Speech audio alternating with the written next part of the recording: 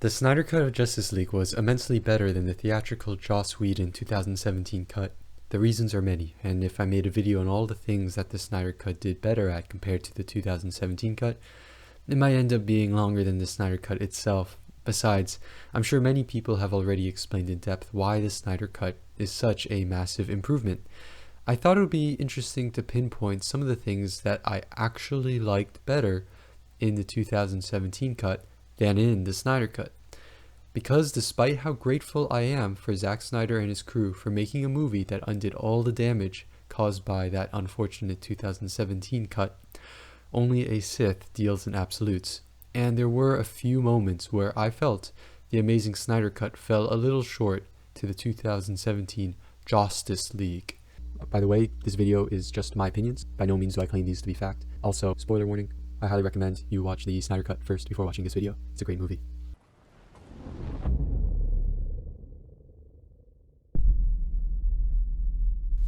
During the fight between Steppenwolf and Wonder Woman in the tunnel, there is one line by Wonder Woman that is different in the Snyder Cut and the 2017 cut. This one is mine.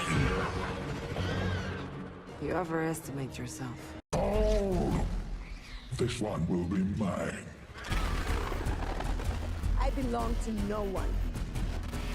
Caveat, I like both lines. However, if I had to choose, I would pick the 2017 line, and here's why.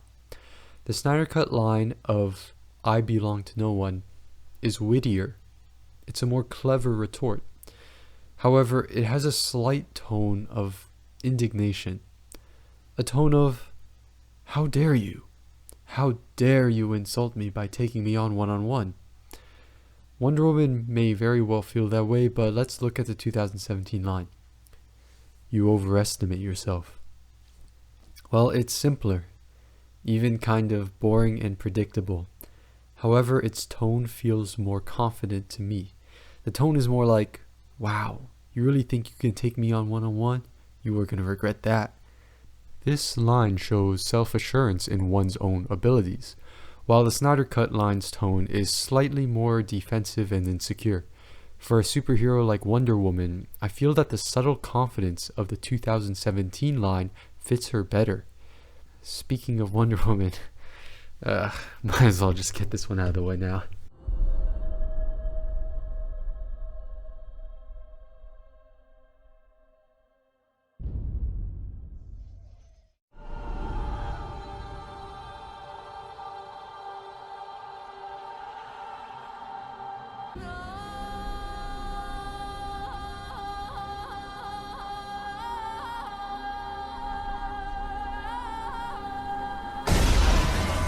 Oh boy, this infamous soundtrack found only in the Snyder Cut. While I actually like it, I felt it was used far too often. It felt like every action sequence with Wonder Woman had it. It became a unfortunately big distraction. I felt it detracted from whichever scene it reared its head in. I think if they stuck to the iconic Wonder Woman theme with the guitar, no one would complain. It's a great bit, and unlike ancient lamentation music, isn't likely to be construed in a funny way, and doesn't get old even after hearing it a bunch of times. I wish Snyder and his team saved ancient lamentation music for scenes with only the Amazons, when we see Wonder Woman for the first time to establish her connection to the Amazons, and her finishing move on Steppenwolf, as a nod to her avenging her fallen Amazon sisters. Everything in between should have been the original Wonder Woman theme. Except for this scene, I think there shouldn't be a Wonder Woman theme playing here at all, because the Flash, not Wonder Woman, is the main star of this particular scene.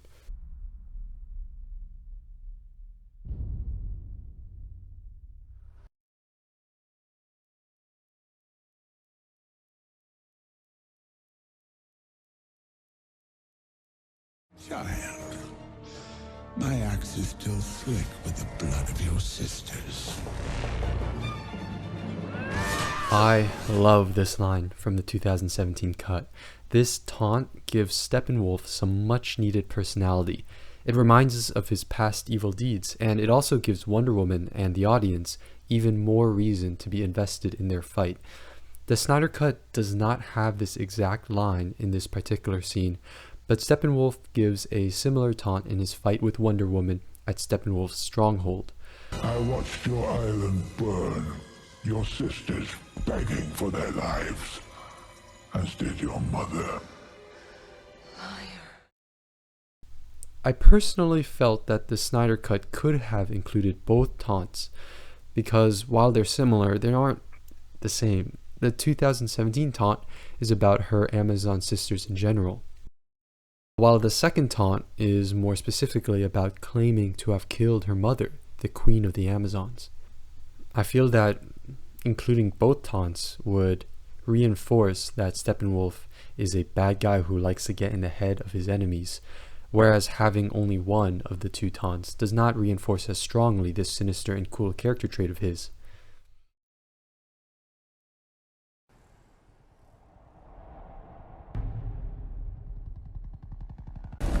So, you have the blood of the old gods in you.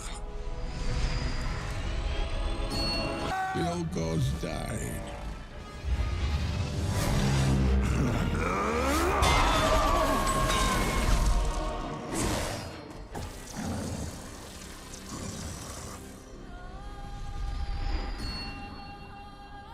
You have the blood of the old gods in you.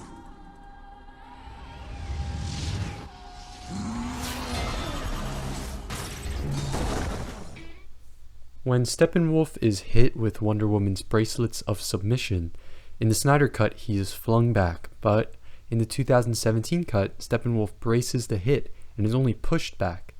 I think the 2017 cut is a lot cooler because it shows how tough of a bad guy Steppenwolf is, that even a point-blank special attack from Wonder Woman won't knock him off his feet. The last 2 points I made both reflect an underlying issue I have with the Snyder Cut's Steppenwolf. He isn't as badass as I would have liked him to be. Before you grab your pitchforks, I do think Steppenwolf overall is a much better villain in the Snyder Cut than in the 2017 cut. The 2017 cut dramatically changed the original design intended by Zack Snyder, turning something unique and interesting into something generic and almost video gamey. Snyder restores his original vision of Steppenwolf in his cut, and I like how Steppenwolf was given a very relatable motivation of redemption and returning home. But throughout the movie, something seemed missing from Steppenwolf. Steppenwolf seemed a bit too pitiable. It makes the last battle where he's being absolutely destroyed by the Justice League seem kind of cruel. The puppy eyes were endearing, and that isn't something necessarily bad. But for a big baddie like Steppenwolf, I wish he came across a little bit more sinister. In the 2017 cut, Steppenwolf was changed to take on Darkseid's backstory and motivation to conquer for conquering's sake. And while that made him a one-dimensional villain, he was despicable enough, and it fit him being a powerful bad guy. Snyder understandably makes an important distinction between Steppenwolf and Darkseid, as Darkseid and his minion Desaad are the truly despicable actors. But there is a balance for villains. You want them to be bad enough so that you root against them, but relatable and good enough so that you can understand them. There's no universally correct balance. Not all villains need to be really evil. But for Snyder Cut Steppenwolf, I would have liked for him to be moved slightly more to the evil side, more Steppenwolf and less Steppenpuppy. For someone who has destroyed 50,000 planets into fiery hellscapes, I'd expect him to come across as even more evil and more strong than he comes across in the Snyder Cut. One thing that I think would help this would be for Steppenwolf to kill an important character. Yes, technically there's Silas Stone, but Steppenwolf didn't directly kill him.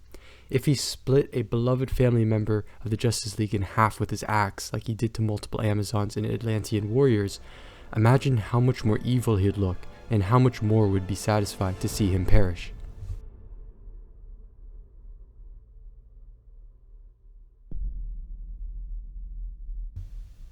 When I first watched the 2017 cut and saw this green guy flying in the air, suddenly conjuring up a giant magical green laser hammer, I honestly thought it looked kind of out of place and uncool. kind of like a cartoon mallet. Only later did I learn that the Green Lanterns are actually supposed to be super powerful protectors of the universe that can create any sort of object using their ring to fight. After knowing this, I was kind of disappointed to see that the Green Lantern in the Snyder Cut creates no such objects, but rather only shoots lasers. I wonder why Snyder chose to do this. Maybe his test audience told him that the hammer looked weird too, as was my initial reaction. Maybe the lanterns of this ancient era only had lasers and hammers came later. Either way, I can understand why Snyder stuck with lasers. And this minor gripe is made up for tenfold by the much more brutal and intense death scene, and Darkseid actually almost grabbing the ring himself.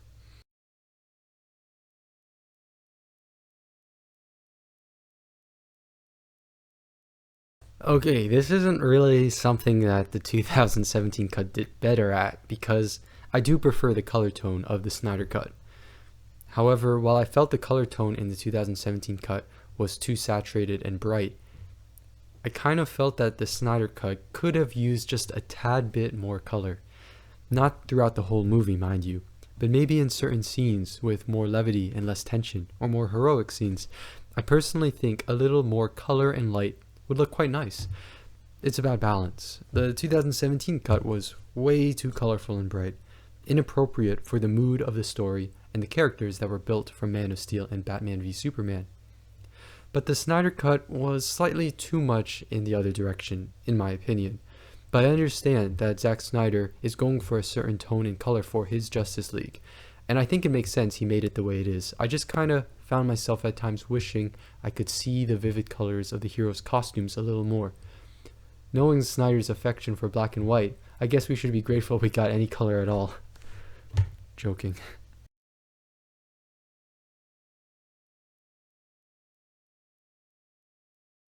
Again, this isn't really something that the 2017 cut did better at, because the 2017 cut didn't include this particular scene in the first place. But I personally didn't like how the Martha in this scene was not actually the real Martha. That was actually Martian Manhunter. I'm not very familiar with Martian Manhunter, but from what I gather, he is an important superhero in the Justice League. And I'm happy for his fans, whom I bet are stoked to see him in the movie. For me, my feelings are more mixed. In my opinion, there wasn't enough foreshadowing in Man of Steel and Batman v Superman to justify making General Swanwick an alien in disguise. It is my understanding that Swanwick was never even intended to be the Martian Manhunter until Zack Snyder decided to make the change for Justice League. I'm not a fan of this story backronym. Not sure if that's the right word to use. But to make things worse, they added the Martian Manhunter into the Martha-Lois scene, where Martha and Lois have a heart-to-heart. I think it's a pretty touching scene. And from what I gather, it was originally intended to be the real Martha. Having the Martian Manhunter be the Martha in this scene, in my opinion, makes the scene weaker emotionally and felt shoehorned in. Plus, apparently Snyder wanted the ending scene to feature Green Lanterns instead of Martian Manhunter, but Warner Bros. Refused to let him, so Snyder went with Martian Manhunter as a compromise. The whole situation just seems like a mess. If Snyder really wanted to make General Swanwick the Martian Manhunter, I wish he would have shot an additional scene from the point of view of the US military, which is largely, if not completely, absent from Justice League. And General Swanwick, seeing that no human military is equipped to handle the threats to come, decides to cast away his disguise and fight with the good guys. That way we can see the Martian Manhunter's inner struggle and turning point, and also give setup to his reveal to Bruce Wayne without messing with an unrelated scene. These are the things that stick out to me as things that I liked about the 2017 cut more than the Snyder Cut. There may be a few more things that I missed, but to find them I'd probably need to rewatch scenes from the 2017 cut, and I hope it's understandable that I'm not that keen on doing so. I'm aware that there are a few other things that some people say are worse in the Snyder Cut than in the 2017 cut. For instance, some people didn't like how Wonder Woman appears to kill multiple terrorists when saving the hostages. I didn't mind.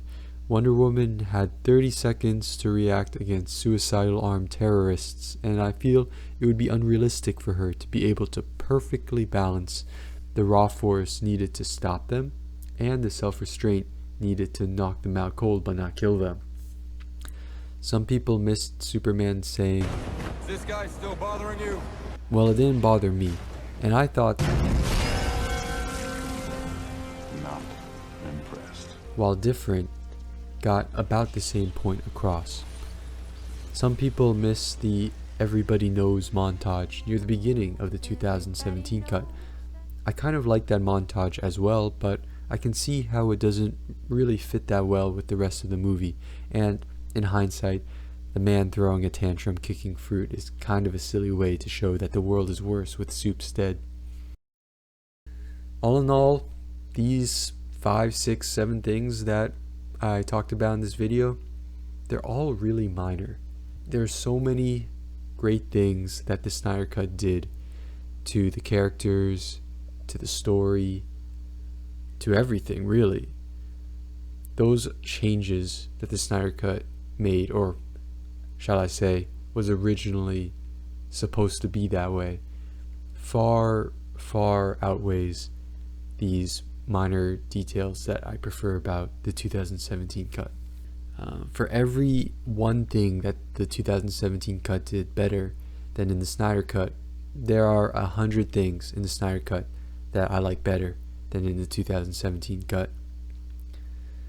For those who made it to the end, I hope this video is enjoyable to you, and let me know in the comments whether you agree, disagree, or are ambivalent to some of the points I made. What did you think the 2017 cut did better at compared to the Snyder Cut? This is Catnotic, thanks for watching, and I hope you choose to return to my channel in the future.